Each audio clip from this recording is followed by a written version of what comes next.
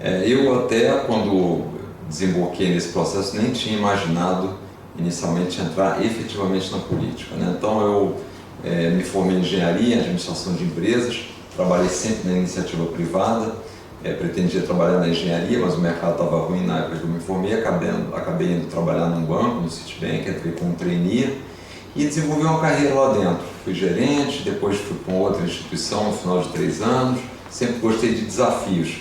Fui para uma instituição que estava começando aqui em São Paulo, era do Rio, e aí tive um crescimento nessa instituição. Depois gerenciei uma empresa de financiamento de automóveis, depois fui trabalhar como executivo no Unibanco, depois posteriormente fui para o conselho de administração do Unibanco, e quando foi em 2008 estava conversando com um amigo aqui em São Paulo e disse o seguinte: olha, eu gostaria de levar algumas práticas da iniciativa privada para o mundo público, queria ajudar a que a gente tivesse serviços públicos um pouco melhores do que o que a gente tinha e do que a gente tem ainda hoje, né?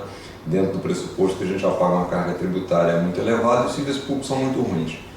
E aí queria dar essa contribuição, ele me colocou em contato com alguns políticos em 2008 e 2009, e no final dessas conversas eu fiquei claramente com a sensação seguinte: eu sempre fui muito da tese, da teoria de que você, para que uma instituição tenha sucesso, você precisa ter bons líderes, né? E na política, quando eu me defrontei com algumas pessoas que eu conheci na época, eu achei que eram líderes que não inspiravam, que não tinham o DNA necessário para uma boa gestão. E, consequentemente, sem um bom líder, você dificilmente monta uma boa equipe. Então eu disse o seguinte: bom, não vai dar para entrar na área pública porque a liderança do processo é fundamental. Então nós, para fazermos a renovação que eu julgava necessária naquele momento, isso era 2009, 2010, entendi o seguinte: temos que trazer novos líderes. Novos líderes na política vêm para um processo eletivo, vêm para um partido político. Então, necessariamente, se você quer mudar a área pública, a primeira etapa é trazer novas lideranças, e para trazer as novas lideranças tem que ter uma ferramenta, e a ferramenta é o partido. E aí, a partir daí, veio a ideia de trabalhar na montagem de um partido. Então, o resto foi mais ou menos consequência desse projeto, desse processo, quer dizer, montar o partido, eleger gente, e aí ser candidato foi uma continuidade do processo de mudança, de renovação da política.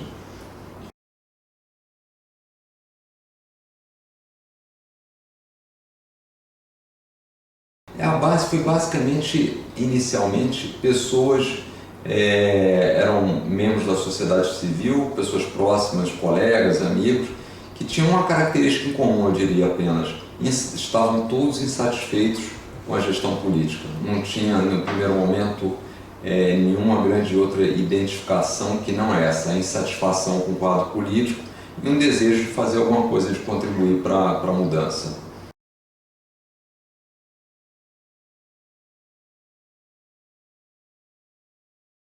Específico dos fundadores do Novo, foram 181 fundadores, eu diria que bastante diversificado, 35 profissões diferentes, idade de 16 até 81 anos, de 10 estados da federação, de todas as regiões. No final tinha representantes de todas as regiões do Brasil, e era um desejo genuíno de melhorar a vida das pessoas, deixar um país melhor para as próximas gerações. Foi isso que fez a união dessas pessoas, e sempre com a preocupação, a gente sempre falou isso desde o início do projeto, era reunir as pessoas em torno de ideias, não em torno de um salvador da pátria, da pátria, de uma única liderança. Então, alguns conceitos que depois a gente foi cristalizando ao longo do processo, de entender que todos nós somos responsáveis, de que o indivíduo deve ter liberdade com responsabilidade, de que nós somos o agente de mudança, que é no livre mercado que as coisas funcionam melhor para o cidadão, que não existe almoço grátis, né? Então, conceitos que é importante ter visão de longo prazo. Então, essas foram as ideias principais que foram aglutinando as pessoas e que servem para dar o direcionamento do partido às suas propostas.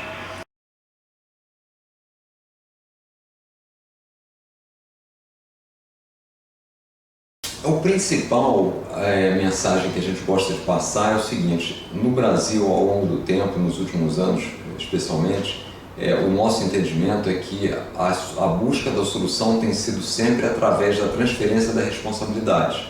A gente entende que a solução tem que vir do Estado, tem que vir através de uma lei nova, e as pessoas, às vezes, que nos representam, vendem muito a ideia que basta vontade, basta coragem para fazer essas mudanças, e normalmente a população se isenta da política, né? Ou se isenta de atacar alguns problemas e entende que isso deve ser feito pelo Estado.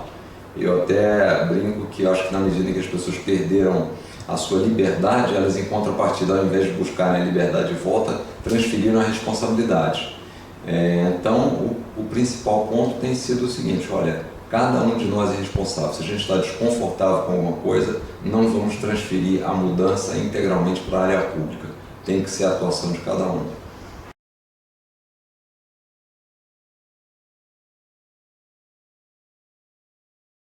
O canal principal que a gente tem usado desde o início do processo tem sido as mídias sociais. O Novo é muito ativo, hoje é o maior partido nas mídias sociais, especialmente no Facebook. Então a gente usou muito esse partido porque é uma forma barata de acessar as pessoas, é uma forma interessante também de interagir. Então a gente sempre, em todas as postagens, sempre teve muito diálogo, e mais especificamente a partir do ano passado, na medida que a gente foi tendo mais capilaridade, uma quantidade maior de voluntários, a gente passou a utilizar muitos eventos presenciais, eventos físicos. Fizemos ano passado cerca de 890 em 200 cidades do Brasil. E essa dinâmica então tem crescido. A gente tem procurado diversificar os locais do evento e aumentar a base de pessoas, e tem funcionado bem. Basicamente é um evento que dura aí cerca de 1h30.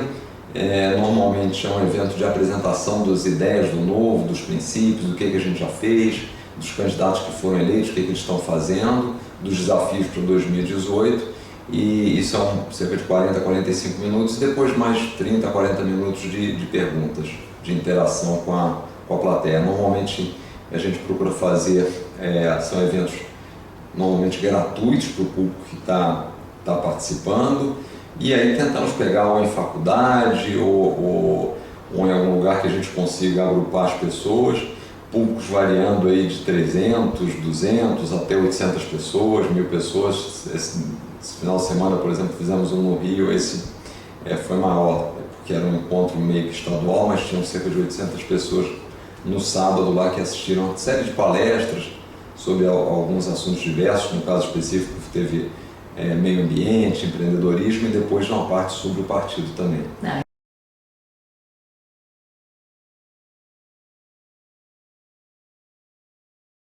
Olha, para mim o líder é o seguinte: a primeira coisa tem que ser alguém que inspire, sirva de exemplo, que as pessoas admirem, que queiram tê-lo como referência, né? E aí isso vem de um conjunto de fatores na minha avaliação. Primeiro, é de fato alguém que se coloca com um objetivo, com uma tarefa a ser apresentada aos demais. O segundo é alguém que tem a capacidade de fazer essas pessoas, o grupo, participar junto com ela do desafio, quer dizer, fazer os outros se tornarem sócios daquele processo, interagirem. O terceiro é alguém que transmita integridade, coerência, honestidade. Eu acho que isso é fundamental na minha avaliação para você ter uma liderança sustentável, né?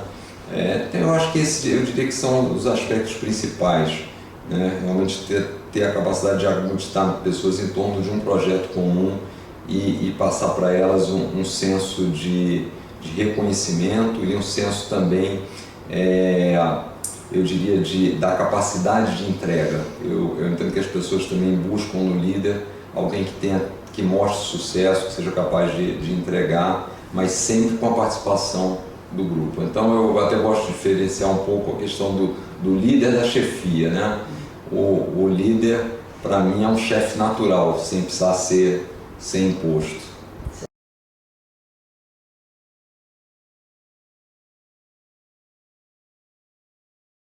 Olha, não é muito simples, não é muito intensa, porque infelizmente a política, isso a gente já constatou desde o início da montagem do partido, a política tem uma dinâmica que nós não gostamos. É uma dinâmica da perpetuação do poder, é a dinâmica dos interesses privados acima dos interesses públicos, é a dinâmica dos caciques, das lideranças, é a dinâmica da falta de instituições. Os partidos, na verdade, viram apenas legendas para as pessoas se elegerem. é a dinâmica de usar dinheiro público para manutenção da campanha, para manutenção dos partidos. Então, desde o princípio, na verdade, quando a gente começou a ideia do Novo, a única certeza que nós tínhamos, até porque no momento, naquela época existiam 27 ou 28 partidos políticos, mas todos eles com baixíssima representatividade, a única certeza que nós tínhamos é que teríamos que fazer tudo diferente. E como a gente confronta vamos dizer, e demanda uma renovação do que está aí, é natural que a gente seja uma ameaça para os políticos hoje existentes. E é interessante que na política, a própria forma de política brasileira foi feita exatamente para frear a concorrência. Todos os mecanismos políticos hoje existentes são para concentrar poder nos que lá estão e diminuir a concorrência, a possibilidade de um novo entrante.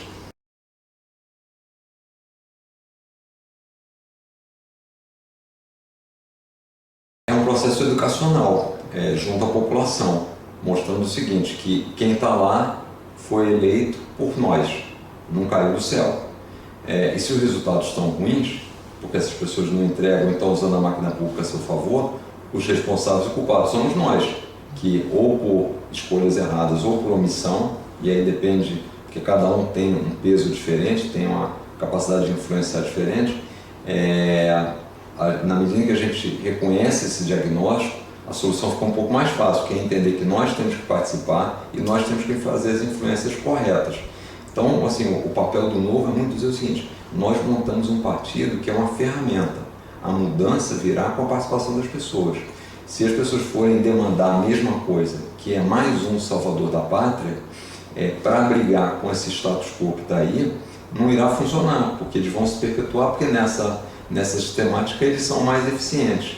Então, o principal ponto na minha avaliação, e é o que a gente luta muito, é colocar as pessoas cientes de que eles têm a capacidade de mudança, mas ela só existirá se eles participarem.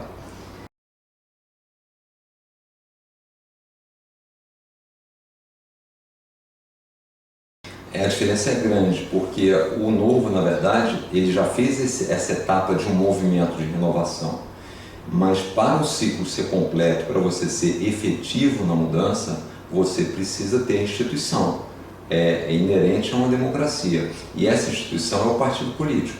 Porque caso você não tenha o partido, e eu acho que são vários movimentos, mas o problema é esse segundo passo, é o seguinte, você ficará refém dos partidos políticos já existentes, né? E aí a probabilidade de mudança é muito menor. O que acontece é que a montagem do partido é algo extremamente custoso e complexo.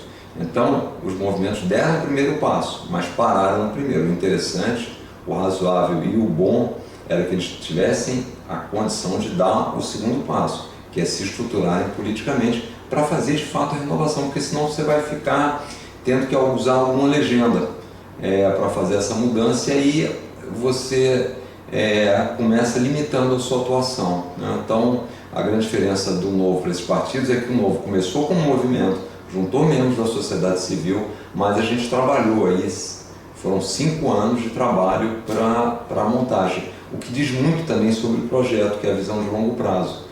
Alguns movimentos se estruturaram muito recentemente, então é óbvio, não tem mistério, né?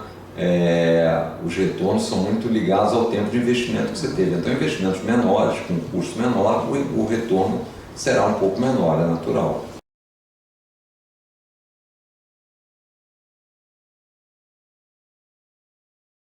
Nós recebemos, eu não gosto da ideia de receber grupos, eu gosto da ideia de receber os indivíduos. Certo. Então a gente tem membros do Novo participando, por exemplo, no Renova.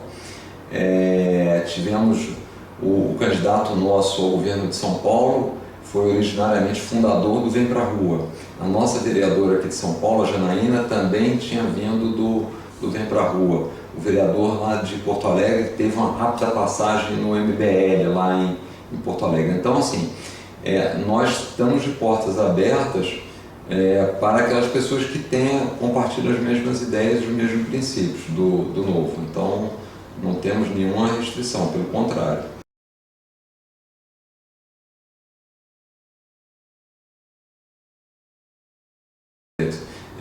A primeira atividade que teve, que foi bastante diferente, é que eles assumiram um compromisso, todos os candidatos do Novo, na verdade, de corte de privilégios e redução de verba de gabinete. Então, todos os vereadores do Novo têm no máximo 6 assessores. Então, por exemplo, em Belo Horizonte são 22 assessores, o vereador do Novo tem 2. Então, economizaram em alguns casos até 70%. E também cortaram pelo menos 50% das verbas de gabinete. Então, esse foi um diferencial já na largada. O segundo diferencial é um compromisso que eles tinham de nunca votar por aumento de impostos. Então, já tivemos aí algumas disputas de aumento de IPTU no Rio, em Porto Alegre também, onde a nossa turma foi muito rígida nesse processo. Em alguns locais, como em Porto Alegre, conseguiu reverter o aumento de IPTU. E o terceiro é ter uma pauta em alguns assuntos específicos que eles levantaram. Então, por exemplo, aqui em São Paulo, a Janaína tem uma atuação mais forte na parte de melhorar a vida do empreendedor, facilitar a vida do empreendedor, e alguns esforços também no ensino básico. Inclusive, toda a economia que ela fez na Câmara de São Paulo, ela conseguiu direcionar para a Prefeitura para ser aplicado. O dinheiro que eles economizam fica com o próprio parlamentar? No caso, gabinete, fica, na verdade, em alguns casos, volta para a Câmara e em alguns casos a gente conseguiu voltar para o Executivo. No caso, por exemplo, de São Paulo, ela conseguiu que esse dinheiro voltasse para a Prefeitura para ser aplicado na área de educação básica. No caso de Belo Horizonte, também para uma área de treinamento.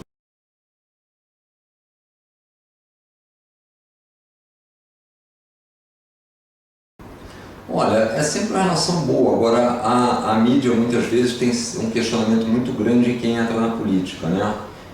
Talvez aí pelo histórico passado, às vezes eu tenho a sensação que o pressuposto se a pessoa entrou na política, alguma coisa de errado tem.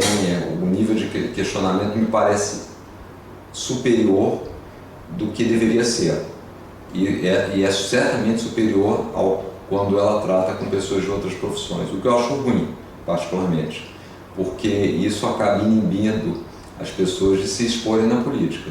Porque se logo na entrada, que não é um sistema fácil, não é uma atitude muito racional, nada contra você ser questionado, mas esse questionamento eu entendo que deveria ser um pouco mais neutro do que um questionamento partindo já do pressuposto que você está lá para fazer alguma coisa errada, para ir contra as pessoas, né? Para se aproveitar da posição.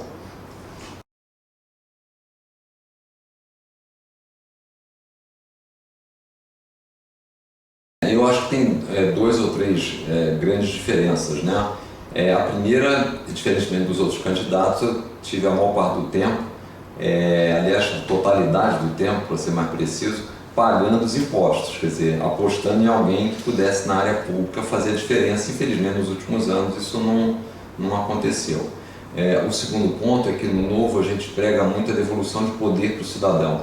Nós entendemos que o Estado deve atuar nas áreas essenciais e deve sair das áreas onde ele não deveria estar, que isso faz com que essas outras áreas diversas, faz com que ele acabe sendo mais ineficiente nas áreas que são prioritárias para a população e criam somente espaço para indicações políticas, para a perpetuação do poder de quem está lá. Essa questão até levantada é meio paradoxal, porque é difícil você querer algo novo e dizer que você quer a experiência de quem está no passado, ou uma coisa ou outra. Mas isso é muito vendido muitas vezes pelos políticos. Olha, precisa de experiência aqui na gestão pública. Só que, infelizmente, a experiência nossa, brasileira pelo menos, da gestão pública é péssima, é desastrosa. Os nossos gestores públicos não seguem princípios básicos que a gente tem na nossa vida e na iniciativa privada, que os recursos são escassos, então você tem corta-custos, não pode ficar continuamente aumentando impostos, você tem que trabalhar com uma boa equipe, senão você não consegue fazer as coisas, então você tem que colocar gente competente, gente que conhece e não indicações políticas, você tem que ser transparente, fazer uma prestação de contas, porque você deve isso a quem está te dando dinheiro, no caso dos pagadores de impostos, e você tem que definir prioridades, porque quem quer fazer tudo acaba não fazendo nada que preste. Tudo isso não tem na área pública. Então são essas coisas que eu quero levar da iniciativa privada para a área pública, aproveitando o quê? Aproveitando um histórico de sucesso na gestão privada. Então acho que essa é a grande diferença. E no meu entender, o que falta ainda ao Novo é única e exclusivamente maior divulgação, maior conhecimento, o que é natural, porque o partido é pequeno, a gente não tem praticamente nenhum tempo de televisão, a gente não utiliza recursos públicos, tivemos uma doutrinação grande no contrário, então o que falta para a gente é isso, mas certamente a proposta do Novo é diferente do que a gente tem na área pública hoje aí.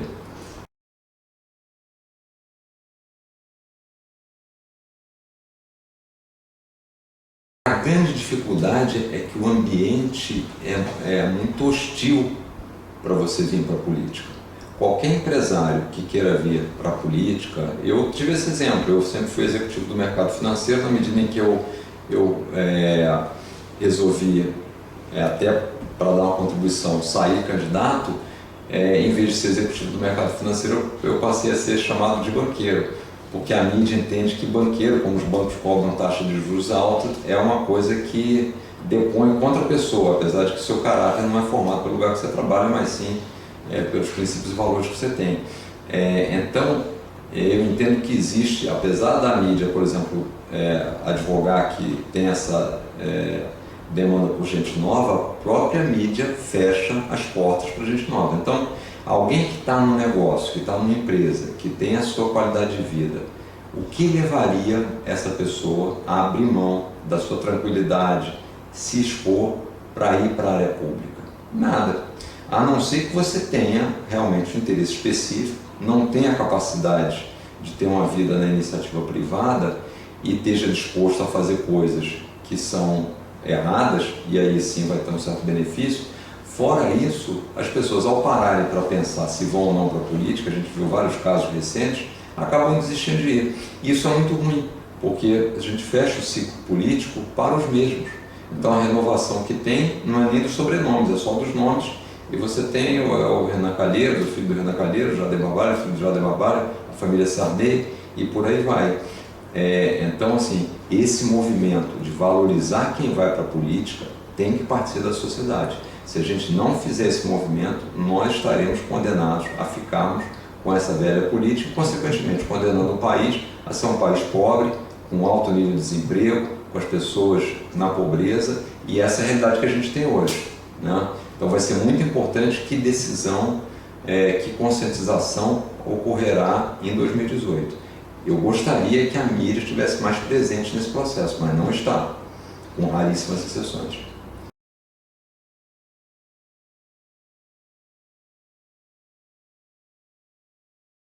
Quanto à proximidade com o pensamento na área política, eu gosto muito do Roberto Campos, que foi ministro, foi deputado, foi senador. Eu acho que a clareza das suas ideias, ainda hoje, quando você vê entrevistas dele, assim, uma pessoa que vai muito pelo lado racional e não pelo populismo. Então isso me agrada bastante. Eu diria que esse é um líder, e o Brasil infelizmente carece de bons líderes, né? A gente consegue lembrar uma série de líderes populistas, demagogos, mas quando você vai buscar líderes que de fato possam te espelhar na área pública, o universo é pequeno. Fora do Brasil, eu gosto, assim, também as figuras mais conhecidas, assim, como por exemplo o Churchill, alguém que em épocas difíceis, ainda outro líder inglês por acaso, a Margaret Thatcher, Estados Unidos, Ronald Reagan foi um bom líder ali, na sua época. Eu acho que seria esse que eu citaria de imediato.